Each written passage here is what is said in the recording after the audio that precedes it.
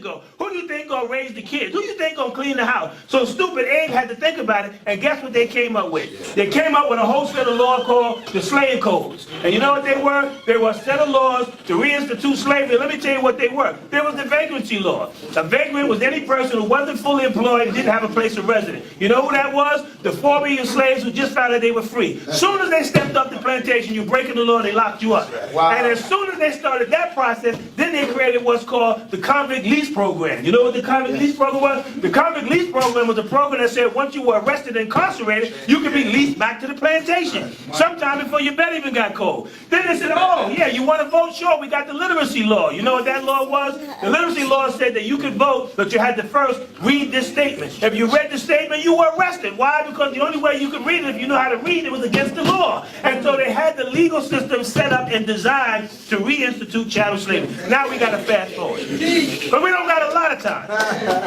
But what I will tell you, even today, they got this drug-free zone. Let me tell you why the drug-free zone is a joke. Drug-free zone said if you get caught with drugs, either in your possession, sale, or distribution in a drug-free zone, which is 500 feet from a school, that you are required to get the maximum penalty. Well, guess what? Anywhere you go, it's 500 or 1,000 feet from a school, which means we automatically going to get the maximum. That's when they come up with the mandatory minimums, which say, well then, if in fact you get arrested with a certain amount of drugs, I got to give you 15 to life. You know why? Because the prison industrial complex is a business, and we are a commodity. We were brought here as a commodity. As soon as they figured out that they could no longer use us in the way they use us, they had to figure out a new way to use us. And when this wave runs out, they'll come out with another way to use us. Until we wake up, until we raise our consciousness, until we recognize that I want you to kill each other. I want you to call your sister by the B name. I want you to call each other niggas. I want y'all to rob and steal each other. You know why? Because I make money all the way to the bank. My daughter's the stenographer. My uncle is the judge.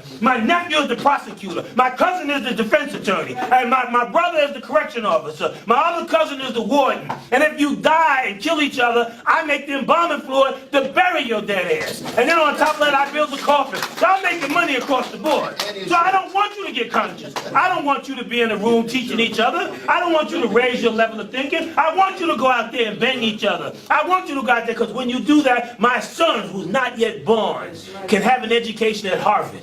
I can buy that yacht that I always wanted. I can live in a life of luxury, and I can continue to capitalize off your stupidity.